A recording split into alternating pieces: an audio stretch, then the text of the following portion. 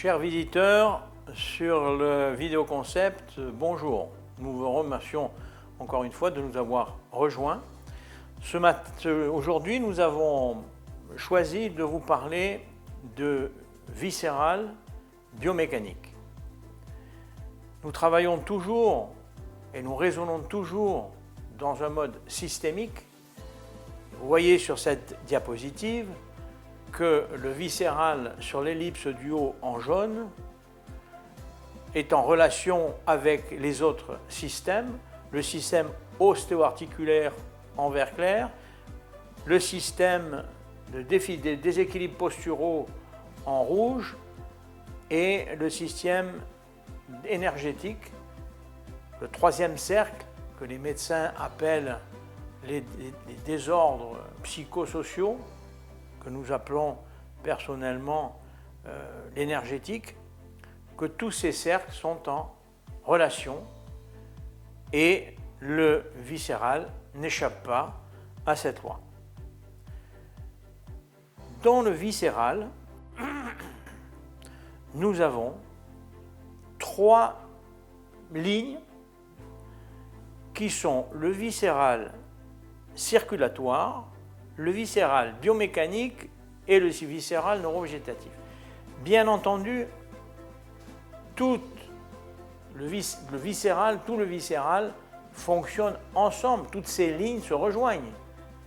Le biomécanique, le circulatoire et l'énergétique sont reliés étroitement.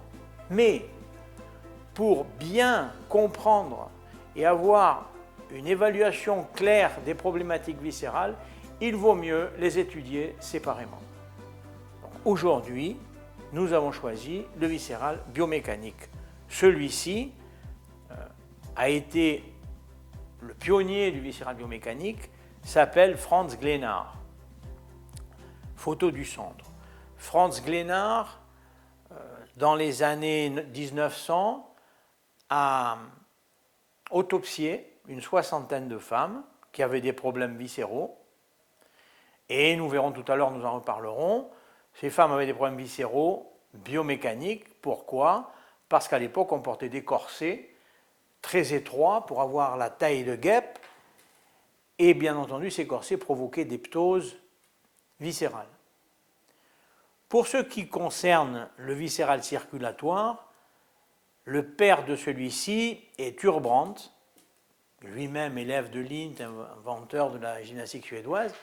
Thurbrand, qui était très connu à son époque pour soigner les maladies des femmes, disait-il, et on venait le consulter de toute l'Europe.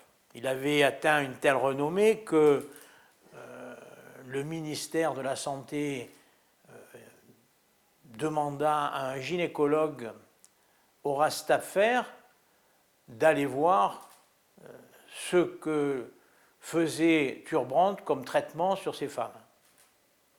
Il retourna quelques mois après et écrivit un livre, que je retrouvais d'ailleurs sur Internet, à propos de la maladie des maladies des femmes.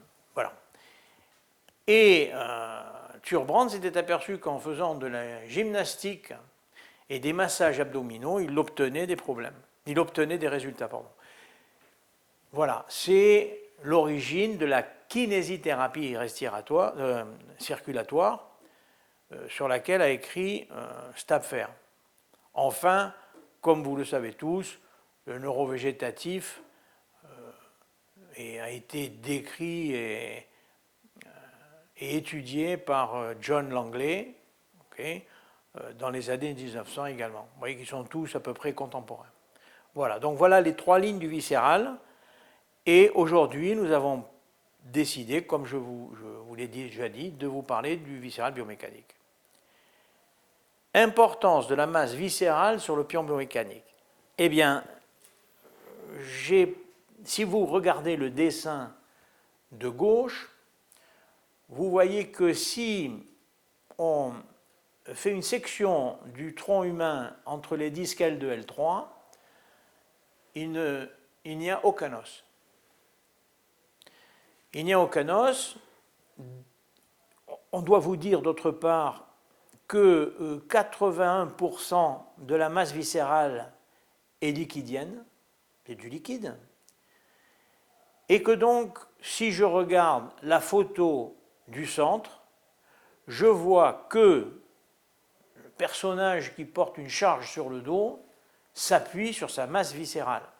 Cette masse viscérale liquidienne est donc incompressible et elle a une grande importance en biomécanique. Lorsque l'on fait un effort, on contracte les abdominaux, notamment le muscle transverse, pour faire une contre-pression au niveau abdominal, ce qui nous permet de nous appuyer sur cette masse liquidienne. Le dessin donc que vous voyez à gauche, alors ces dessins, comme vous le voyez, sont extraits du livre de biomécanique fonctionnelle écrit par Dufour et Pilu, et édité par Masson Paris. Donc le dessin de gauche, disais-je, où on voit une grue avec un poids au bout, dessin qu'on retrouve notamment chez Capangi pour expliquer les forces qui s'expliquent sur L5, est faux.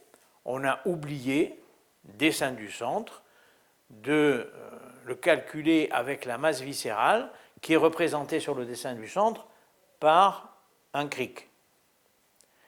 Et comme dans la diapositive précédente, vous voyez que le sujet qui porte un poids s'appuie là également sur sa masse viscérale. En étudiant le viscéral biomécanique, nous allons le diviser en trois également.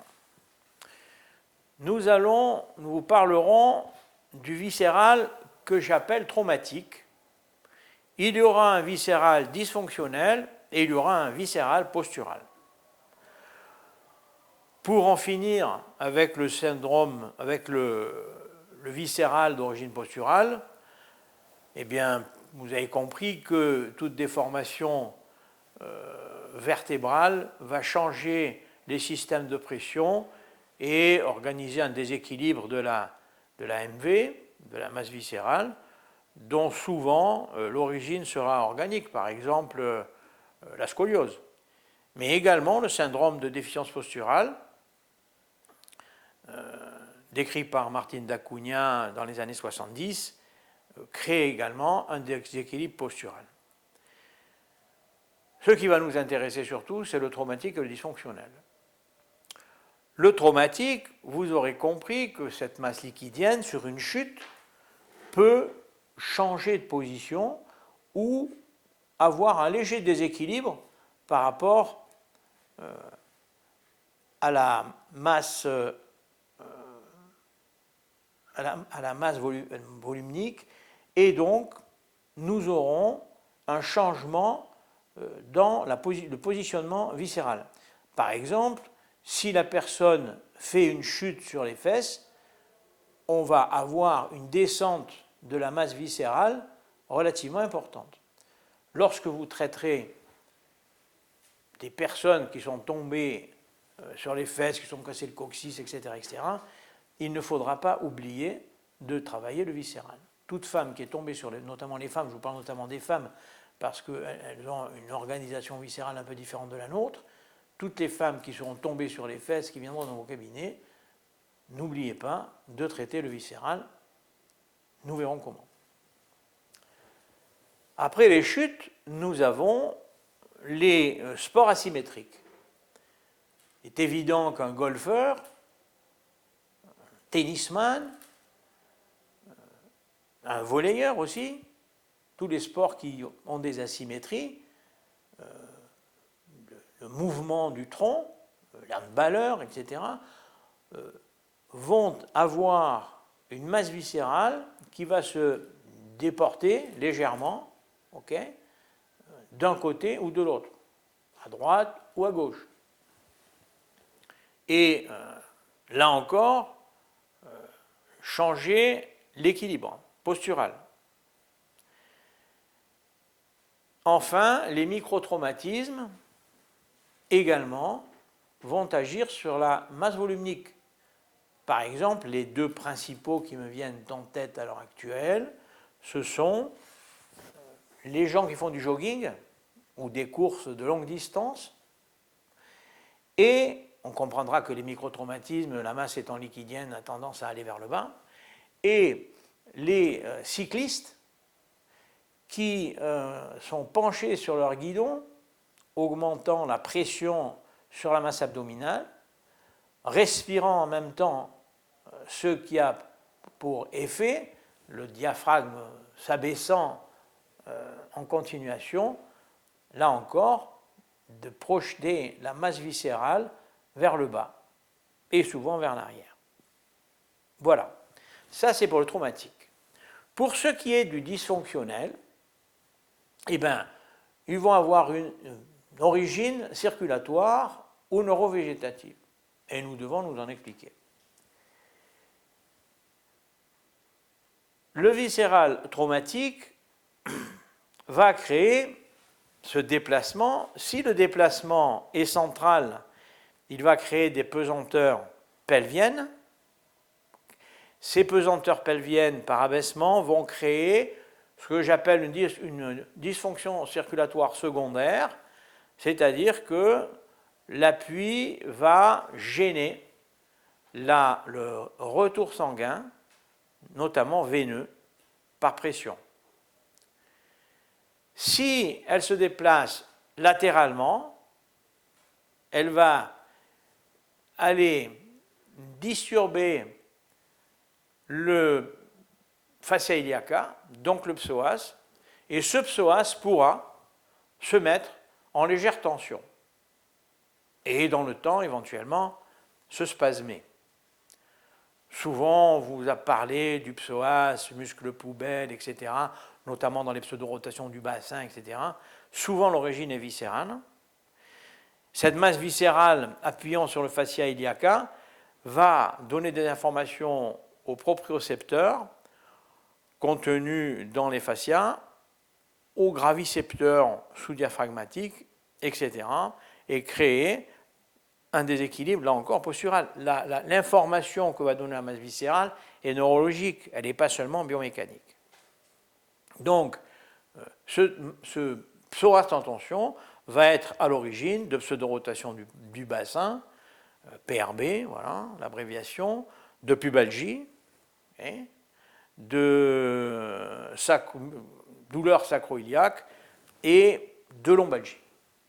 Voilà. Sur cette diapositive, j'ai quand même mis la photo de Still parce qu'il a parlé de viscéral. Still disait qu'avec l'ostéopathie, il guérissait des appendicites, ce qui évidemment est totalement faux. Voilà, il faut le dire. Il traitait des douleurs inguinales, voilà, qu'on retrouve souvent en clientèle et que nous arrivons à soulager en une ou deux séances d'ostéopathie ou de thérapie manuelle. Dessous, on reparle de Franz Glénard.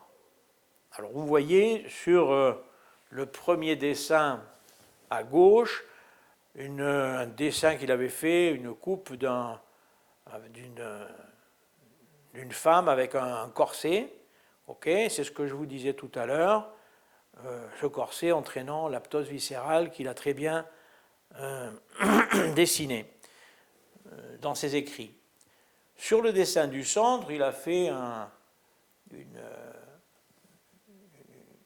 la masse viscérale en physiologie normale. Voilà. Le dessin est très simplifié. Mais sur le dessin de droite, il a dessiné ce qu'il a trouvé sur les cadavres.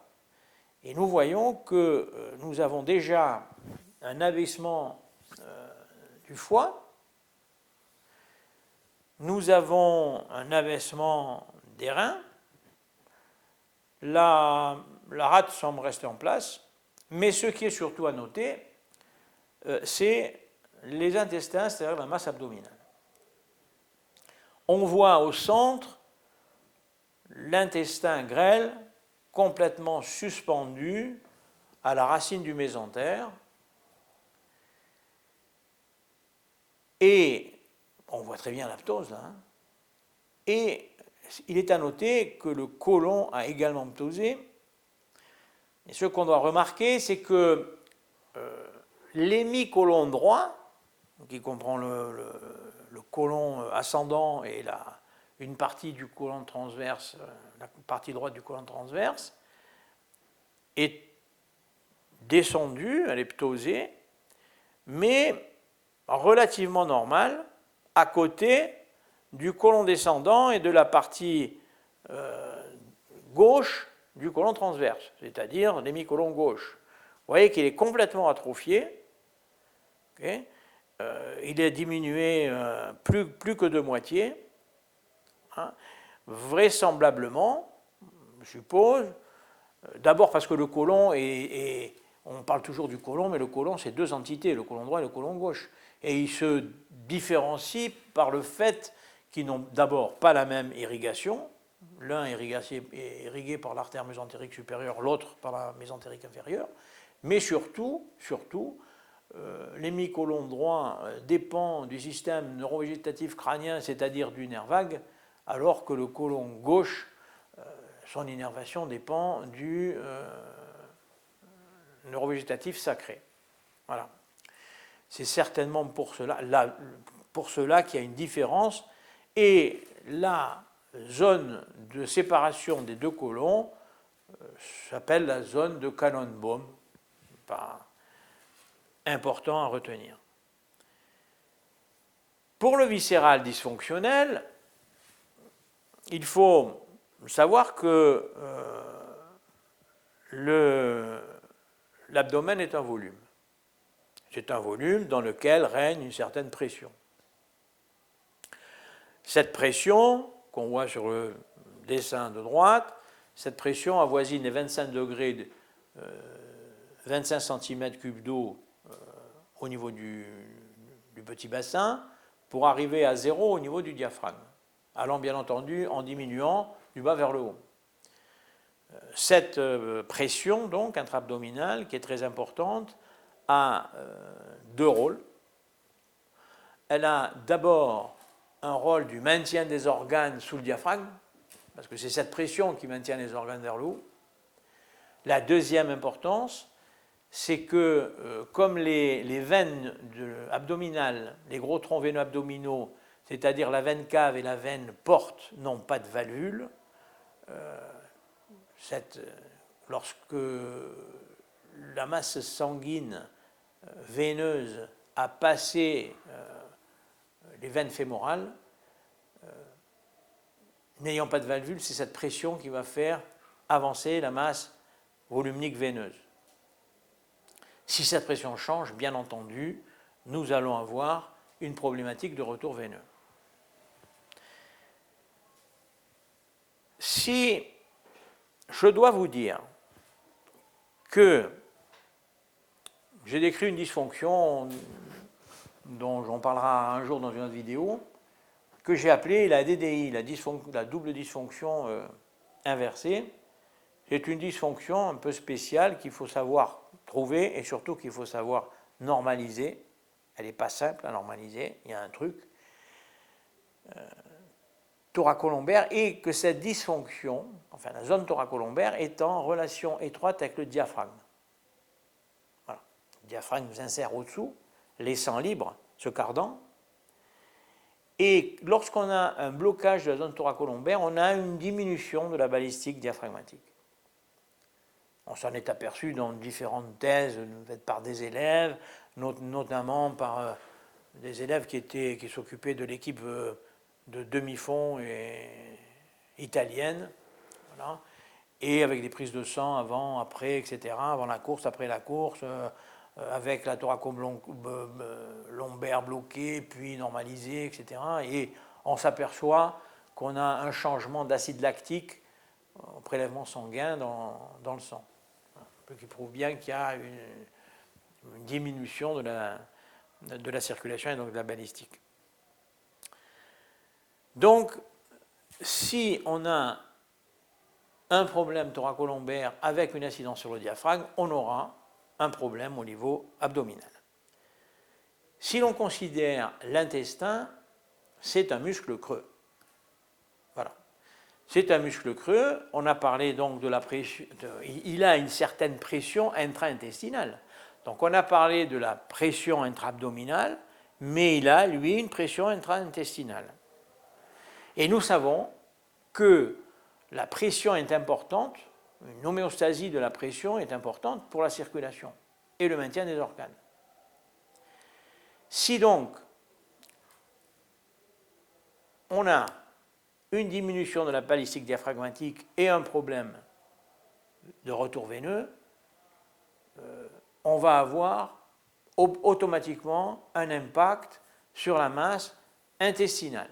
Cette masse intestinale, je vous le disais, il y a une pression intra-intestinale, une pression intra-abdominale, mais le problème, c'est que la pression intra-intestinale change avec la formation de gaz, la digestion, etc. Et elle va influer sur la pression abdominale. Le système de sécurité s'appelle le muscle transverse. Ce muscle transverse, quand il y aura augmentation de la pression intestinale, donc intra-abdominale, eh bien, il va se distendre, toujours dans le but de garder la même pression. Lorsque la digestion et les gaz seront évacués, il va reprendre sa position physiologique. Donc, comme je vous disais, perte totale de mobilité du cardan thoracolombaire, changement du gradient de pression parce que la balistique diminue, et diminution de la balistique diaphragmatique, donc du retour sanguin veineux. Le changement de pression, pourquoi? Parce que nous pensons que le muscle diaphragme a un fort contingent de fibres toniques. La respiration qui est non forcée, ce sont les fibres toniques qui se mettent en inspire. L'expiration est un retour à la normale. Et bien, s'il se met, comme tout muscle tonique perturbé, il se met en légère inspire, il va appuyer sur la masse, sur le centre phrénique, et donc on va avoir un début de problématique de retour veineux. Si le retour veineux est perturbé, les veines ayant surtout des fibres élastiques et beaucoup moins de fibres musculaires, elles vont rapidement se transformer en réservoirs. Et si on a une augmentation de la masse voluminique veineuse, nous aurons obligatoirement une diminution de la masse voluminique artérielle. On a déjà normalement 70% de sang veineux pour 30% de sang artériel. Si en plus on augmente la masse veineuse, le sang artériel va descendre à 20, peut-être moins, de sa masse, et forcément il y aura un problème d'irrigation, notamment au niveau intestinal, et un muscle qui n'est pas irrigué normalement va devenir atone, voire s'atrophier, et dans les deux cas, on va avoir une ptose intestinale. Voilà, ça c'est l'explication dysfonctionnelle de la ptose. Bien entendu, quand l'intestin va ptoser, eh bien, comme tout est rattaché au système osteoarticulaire, au diaphragme, etc., on va avoir des problèmes à la traction et des problèmes à la pression. Alors vous voyez sur ce dessin, j'ai mis traction grade 1 et 2 et pression grade 3, 4, 5, parce qu'évidemment, plus la ptose va être importante et plus les dysfonctions vont être problématiques. Et ce que nous avons fait, donc on appelle ça les successions viscéro-pariétales, les viscères qui vont tirer sur le pariétal, parce que quand ça tire sur le diaphragme, ça tire sur les côtes, ça tire sur les lombaires, etc. Quand ça ptose, ça va appuyer sur l'utérus, sur la vessie, ça va impacter le bassin, la hanche, etc. Et donc nous avons, particularité, c'est que nous avions codifié le viscéral biomécanique. Voilà. À l'aide de tests précis, voilà. Quand tel test sera positif, c'est qu'on sera en grade 1, quand tel test sera positif, on sera en grade 2, et ainsi de suite, en grade 3, 4, 5. Voilà. Mais de tout ça, nous parlerons dans une autre vidéo, ok, que j'espère pouvoir tourner dans pas longtemps. Voilà. Nous vous remercions de votre visite, ok, espérons que cette vidéo vous a apporté quelque chose une vision un peu différente du viscéral, où nous ne laissons aucune place à la sensation de la main ou à des visions échographistes. Voilà. Codification mathématique. Voilà. Au revoir et à bientôt.